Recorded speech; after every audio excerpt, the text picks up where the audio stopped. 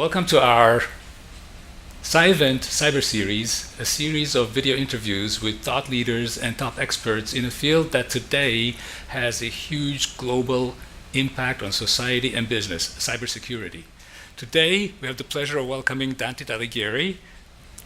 Thank you, Yuda. Happy to be here. Yes, Dante is an expert in risk management, an author, the founder of Cooperative, an author on risk management, a book that is now required reading in boardrooms around the world. And he joins us today from Washington, D.C. We're very happy to have you and look forward to our conversation. Thank you. Thanks for coming. So the first thought that came to my mind is that you just released your bi-yearly compendium of thoughts and articles, in which one of the main statements in your introduction is how difficult it is to measure the impact of risk and what measures could be applied. So if you could please comment on that related to cybersecurity and your overall view of risk.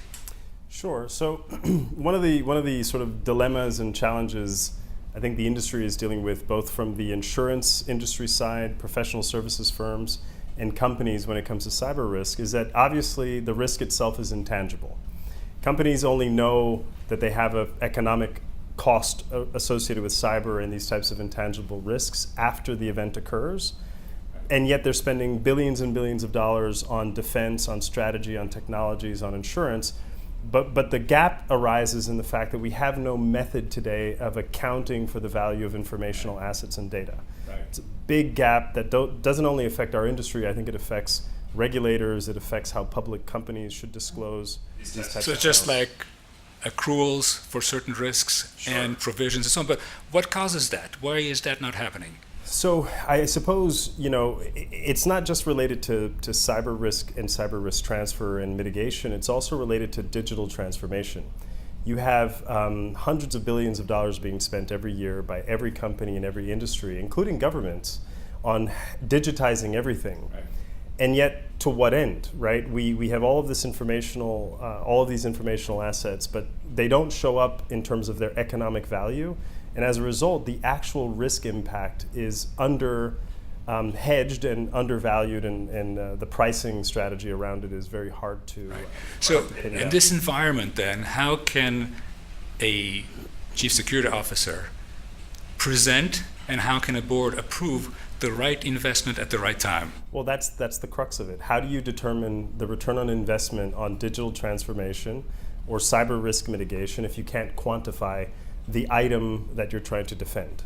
Right? So we've tried to contribute to that conversation, to contribute to that body of work.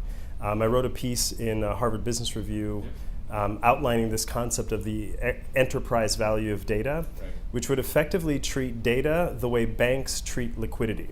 Banks only knew that liquidity and actually having capital on hand mattered after the financial crisis. Before then, it was very easy to treat it like it was some kind of abstraction. But it's after the financial crisis, when everybody showed up at the bank at the same time claiming for their money, that people realized the market was underhedged, right? There wasn't sufficient risk mitigation and capital on hand to answer all those claims. And so the same holds true today with cyber and data and informational risk, where we only realize data is important when we need a claim to it. So things like ransomware are very dangerous, right? A hospital doesn't care about privacy, it cares about business continuity.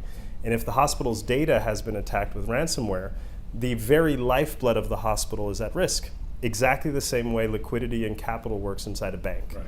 So firms that are heavily dependent on information and data have that exact same risk profile, and it's an existential threat. And so what are the biggest, you just mentioned malware, what are the biggest threats that boards and CISOs are not even thinking about yet, but they should be aware of? Well, I think this one is it.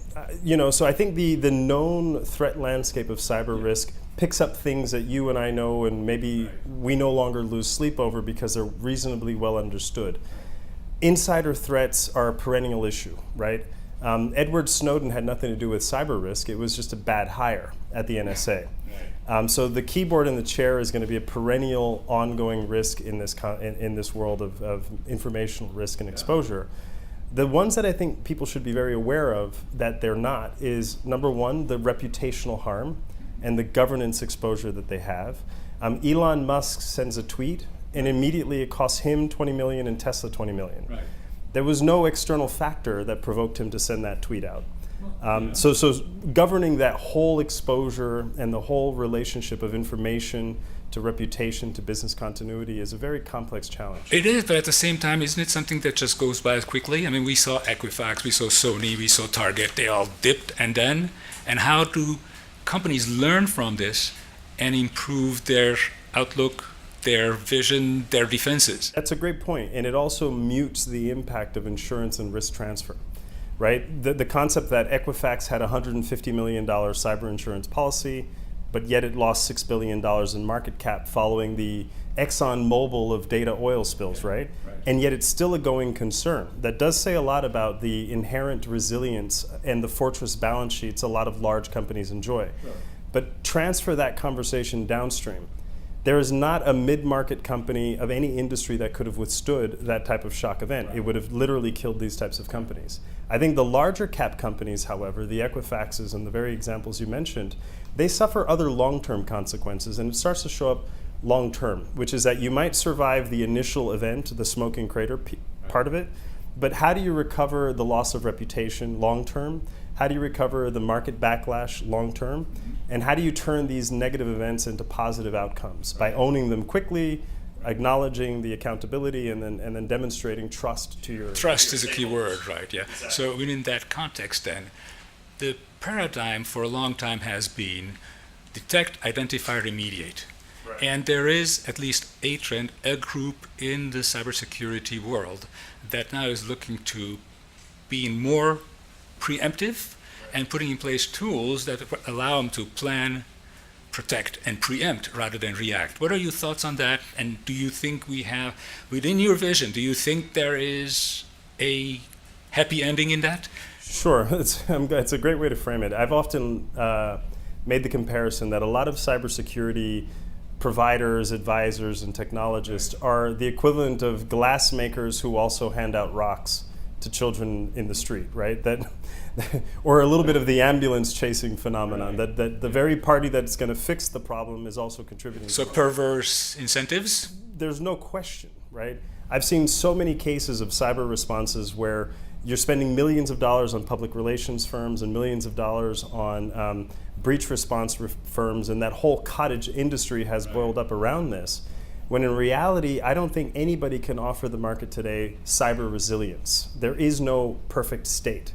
The best we could provide for is containment. Just like once upon a time when identity theft was the risk that stood between e-commerce and the retail consumer's wallet. And the second the bank said, look, we the banks will give the consumer a zero liability proposition, e-commerce took off. So can that apply to cybersecurity in a sense? So because you also have a view of the insurance business, you have a view of the whole risk continuum. So can that apply to cybersecurity? It has to. There's too much at stake. There's too much market value at stake. The whole of the world is massively and systemically interconnected. Every single device on the planet, if there's a way in, there's a way out. And so what people want of their leadership, of their political leadership and their corporate governance is to know that the same things these types of leaders say in public holds true in private. What do you do behind closed doors? And you could withstand a cyber breach. If you go to the market and you say cyber risk matters and cyber oversight matters, and yet leaked internal memos suggest that you're going to fake accounts like Wells Fargo did, and you're going to create sort of an internal incentive system, the market trust is going to come back and get you. So that's an interesting point. But going back a little bit to the question, what do you think of the software providers who are trying to help the market to shorten the time of dwelling time, and also to do things simpler, more automatically? What's your view on that? Well, I think that's where we ultimately have to get to. If you ask me what is the next development in terms of the marriage of technology, financial risk transfer, and cyber mitigation at the company level, the enterprise level, it has to have that kind of marriage. Right now, a lot of companies are realizing that they're not adequately insured, and the only way they realize it is when they show up in a courtroom with their broker, their lawyer, and their insurance company, because they thought they were protected, but in fact they weren't. There's a lot of fine print. So the closer you marry technology with risk transfer and the concept that I will follow your fortunes, I think that's when you get to a better state of preparedness, and you could start containing these events when they occur in the first place. And so, from that perspective, there's dozens of new companies starting up in the security field daily. There's new tools, there's shiny toys everywhere, and everybody has the latest solution. And how does a board or a security officer, what would be your insight as your view, how can they better select what they need to have in place? Sure. Within that noise, how can they? That's a great question, and my answer may not be the obvious one, which is that the first order of business for boards is to actually look at themselves in the mirror, and you have to look at board composition today. The average age is in the late 60s. The average gender is male. There are no technologists that are typically invited to boards. They're often recycling the same narrow talent pool, right. And we have a whole generation of humanity that was born with a smartphone in their hand, that are barred from entering the boardroom.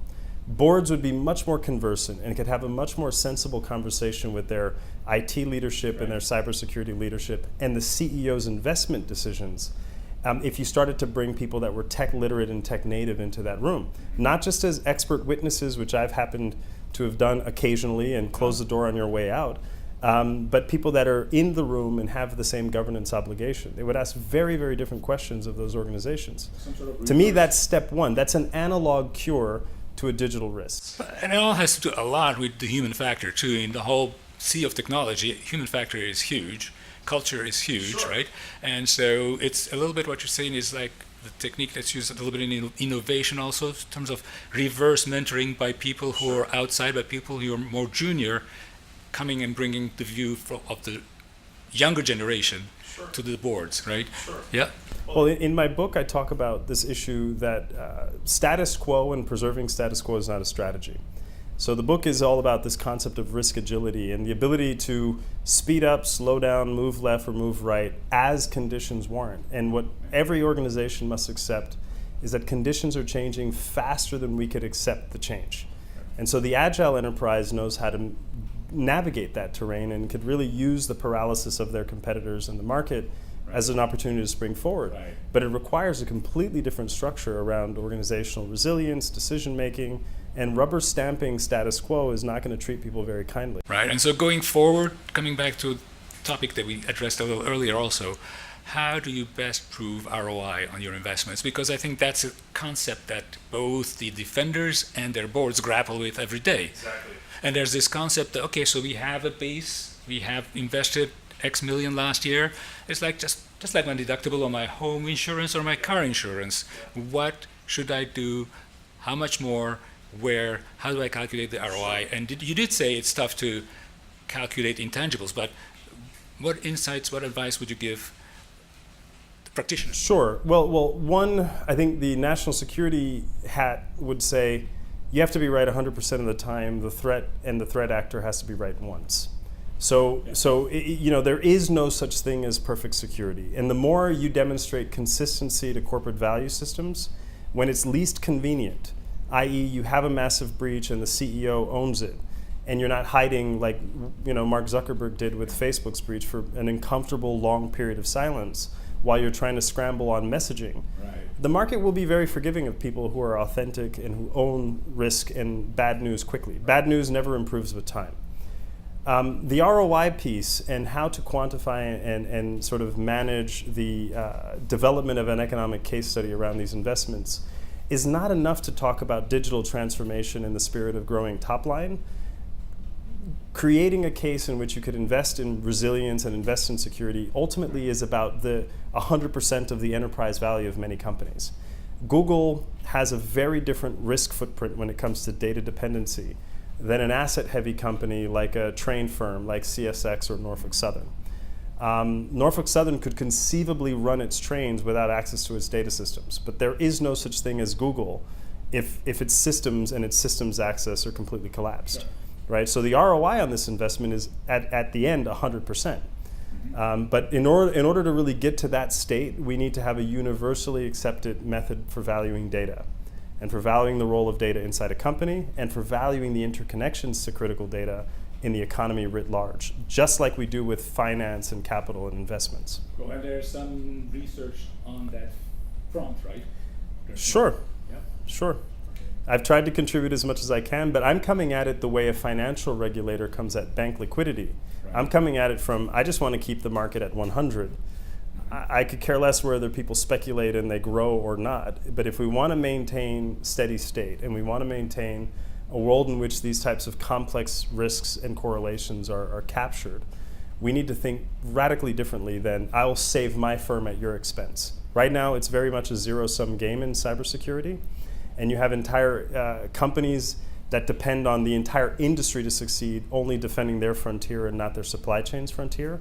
So there's a big wave right now, for example, in the military and the government defense industry to harden the entire supply chain under the premise that we're as strong as the weakest link. Right. And that would be the model that I would recommend for the market. Okay, very cool. So, great insights.